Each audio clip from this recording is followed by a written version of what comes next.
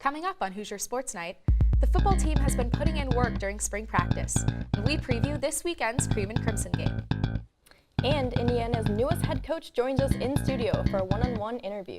This is Hoosier Sports Night.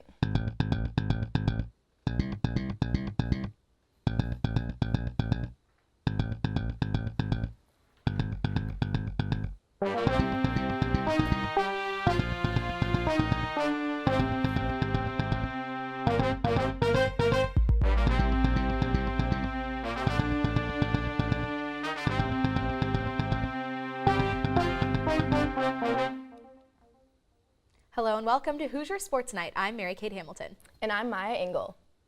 Indiana football's annual Cream and Crimson spring game will take place on Saturday at Memorial Stadium. Our Joe Cantor has a preview. From a fan perspective, the height of spring practice is here once again. The annual Cream and Crimson football game will kick off Saturday at noon from Memorial Stadium. Well, as of right now, it'll be very similar to last year. We're going to play a full game. We have Cream and Crimson got the draft on Monday night, which the coach had great fun with that too. So it'll be neat. It'll be like a normal game. Now in between, we will have some field goal competitions like we did last year because we want the value of those guys' picks in the draft and the free agency to be able to be shown. And so those guys are going to have to kick the football and to get points for the team. But other than that, it'll be a normal format of just a normal game. Fans can come early for free hot dogs, brats, and drinks starting at 10 o'clock. But as family-friendly as the celebration is, the Hoosiers will be focused on work. IU drafted their teams, and head coaches Mike Hart of Team Crimson and Brandon Shelby of Team Cream are both eager for their guys to win on Saturday. We did a great job putting together our roster. As we said, we wanted to win up front. In our first couple draft picks for the O-line, we secured the O-line, secured the D-line. We definitely have the strength of those two units. And so we're going to stop the run, force them to pass, and we got two great corners back there. They're young, they're talented, they're going to run around fast. We're really excited about the guys. We're going to have fun with this thing, and it's going to be a heck of a showdown here Saturday at noon. Gaining simulated experience to better allow them to grow as a team. Yeah, we've got some older guys that we know what they can do, and I feel really good about them. And so I just want to give these young guys a chance to get reps. And the players feel the same way. It really prepares us to play harder, to play faster, because in game time, season time come, offenses don't move as fast as ours. Reporting for IUS TV Sports, I'm Joe Cantor. The Cream and Crimson game is a peak of spring football season, which began early last month. The game will kick off at noon and is free to attend. For the first time in 26 years, the wrestling team has a new head coach in Angel Escobedo. Here to talk with Coach Escobedo one-on-one is IUS TV wrestling reporter Michael Tilka. Michael? Thanks, Mary Kate, and Coach Escobedo, thank you for joining us here today. Of course. Just want to start off by saying congratulations on the new gig. How have these past few days been for you? Crazy, just trying to keep my head above water. Kind of jumped into this really fast, but I'm excited. I'm excited for the program. Excited to, just be a coach at my alma mater. I mean, that's everyone's dream when you set out in the coaching world, is to coach at your alma mater, so I'm excited. Now, you bring up your alma mater. You're a national champion here in 2008 at 141 pounds. Was it ever a goal for you to get back to Indiana? It always was. I think it was always in the back of my mind. Big Ten Wrestling is, premier in the conference in the country. So just to be able to be a head coach at a Big Ten university and then your alma mater as Indiana, that's always been my dream. That's what I set out to coach. And then another big component of your time here at IU has to be Dwayne Goldman, your predecessor. Yep. What's it like to go from one of his wrestlers to his assistant coach and now to his successor? I mean, I think it's a good storyline, right? So I think the better I do, the better it is for him. And, he gave me the opportunity to come here and wrestle, so very thankful for that. Then he also brought me back to coach. So he did a lot for me. So I'm looking to build off his legacy and, create my own. Now, onto the team itself and for the upcoming season. You returned your entire roster from last year. Yeah. How much does that help you going into next season? It helps a lot, So it's like if we hit it off right, everyone's going to be like, man, that guy just is a genius over there. Not really, The kids they're set in place, so it's nice. We have a really talented team, and like you said, we didn't have any seniors, so they're all coming back. A lot of experience. Went to nationals. We had 4 qualifiers, so looking forward to having those guys back. And out of those 4 qualifiers, you have 2 lightweights, Elijah Yep. Oliver at 125, Cole Weaver at 141. You were a lightweight wrestler yourself. Right. You helped develop wrestlers like Earl Hall at Iowa State when you were an assistant there. How do you push wrestlers like those to go beyond just the first round at the NCAAs? Right. I think just the overall title of trying to be an All-American, trying to be a national champ, keeping that prize at hand, just not getting lost in the environment. I mean, you got 20,000 people. You don't see that all the time in wrestling. So not getting caught up in that environment, but being really thankful, being grateful for the opportunity, and taking one match at a time. And then finally, to wrap things up, Yeah. new head volleyball coach Steve Aird, he's going to be sharing a building with you in the fall. Yeah. He's been talking a big game on Yeah, how he's he going to has, get people he to has, volleyball yeah. matches. What's your pitch to get Hoosier Yeah. fans to come to Wilkinson Hall? Well, first, I'm for sure going to that. 'Cause, Okay. I mean, it sounds really nice, So he's doing a good job of building that environment, and that's what I want to do. Showcase our wrestlers, put up a show, just have a rocking environment for kids to come in, fans to come in. Even if you're not a wrestling fan, just stop on by, check out the new facility, and go out there and watch a scrap. I just want us to put on a show for everybody in Bloomington. Absolutely. Coach, Yeah. thank you once again Thank for you. stopping by. Yeah, no problem. Mary Kate will send it back to you at the desk. Thanks, Michael. The team will return to the mat this winter at what will be the newly completed Wilkinson Hall. The Indiana baseball team continued their recent stretch of games against in-state opponents on Tuesday night when they hosted the Indiana State Sycamores. Our Austin Machicardi has more. It was a tight matchup early between the Hoosiers and the Sycamores, as after 5 innings, each team had scored just 1 run. But that changed in the bottom of the 6th. In that inning, Indiana would load the bases for freshman second baseman Justin Walker with 2 outs, and he would put his team ahead with a 2 RBI double. It was 3-2 count, so I kind of expected a fastball to come because he didn't want to walk me, especially being a low hitter in the order. So I was just looking to get a fastball and kind of just put it into the outfield and hopefully we can score some runs, and that's what happened. The Hoosier scoring wouldn't stop there as they would tack on another run in the bottom of the 7th via a Logan Sowers single. And then in the bottom of the 8th, sophomore shortstop Jeremy Houston put the final nail in the coffin with a 2 RBI triple to make the final score 6-1.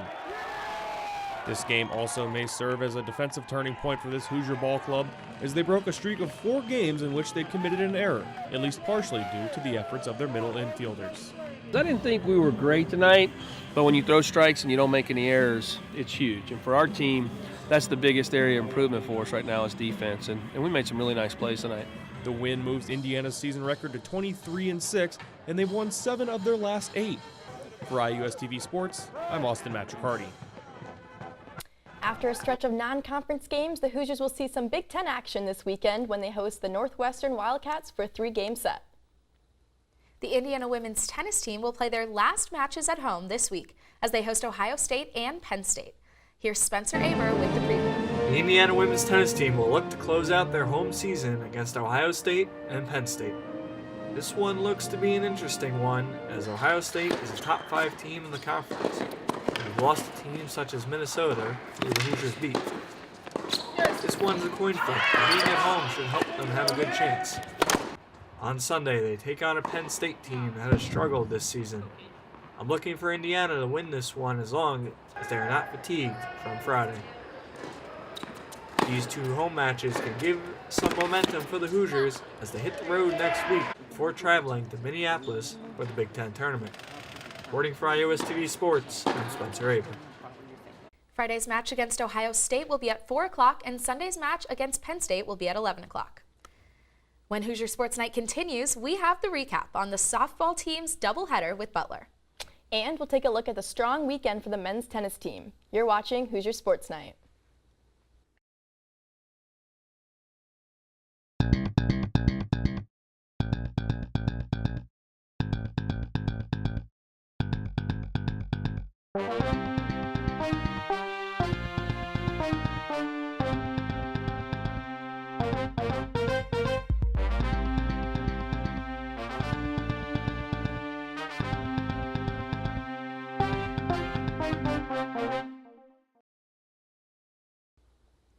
Welcome back to Hoosier Sports Night. The IU softball team split their doubleheader against Butler on Tuesday, and our Connor Hines was at Andy Moore Field to catch the action.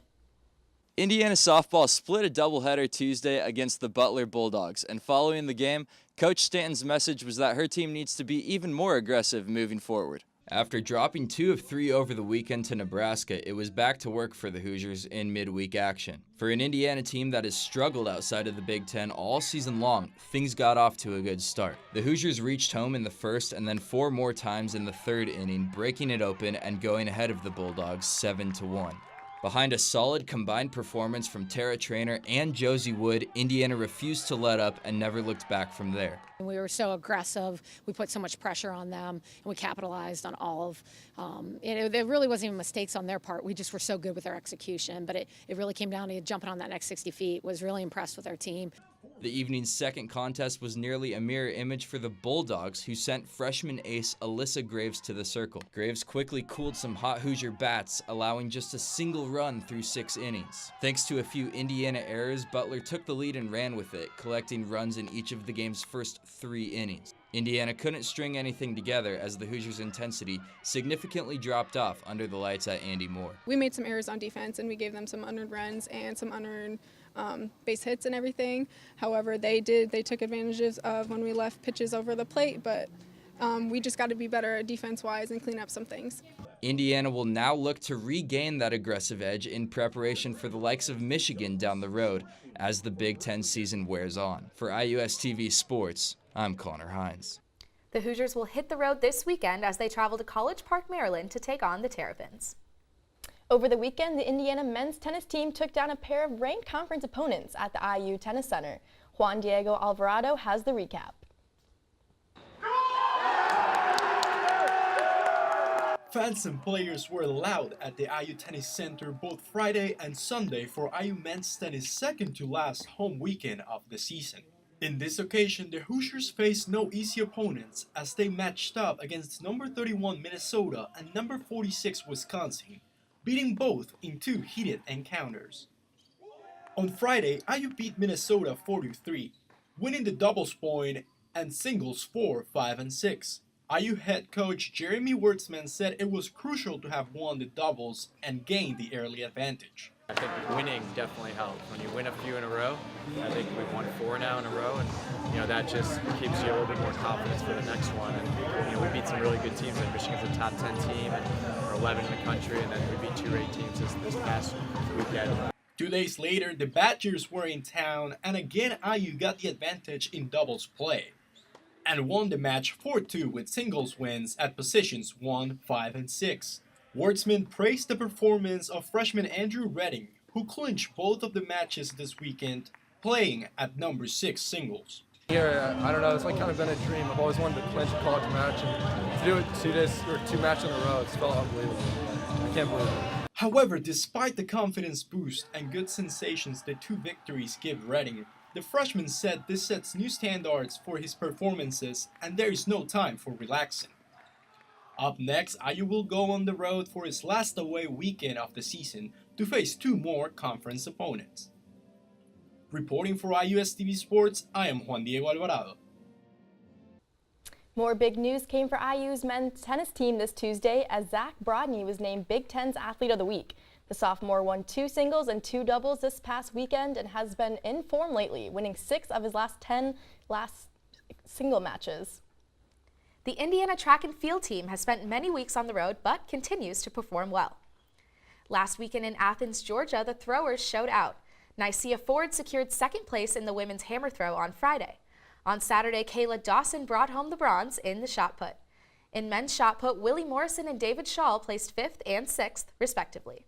This weekend, the runners will head to Knoxville to participate in the Tennessee Relays. The Hoosiers have been on the road for quite a while, but it won't be too long before they host the Billy Hayes Invitational on May 4th. The following weekend, they'll host the Big Ten Outdoor Championships right here in Bloomington. Birdies and eagles are a delight to any golfer, but no delight is greater than a hole-in-one. That's exactly what Indiana golfer Jake Brown did on Sunday as the Hoosiers wrapped up competition at the Irish Creek Invitational in North Carolina.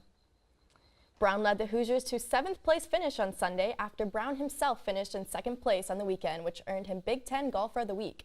Fellow Hoosier Brock Axenrider also had a strong weekend with 12th place finish of his own. The Hoosiers have one more final tournament before the Big Ten Championship when they travel to West Lafayette for the Boilermaker Intercollegiates on Saturday, April 14th.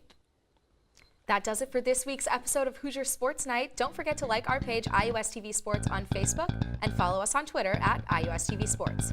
For Maya Engel, I'm Mary Kate Hamilton, and we'll see you next week.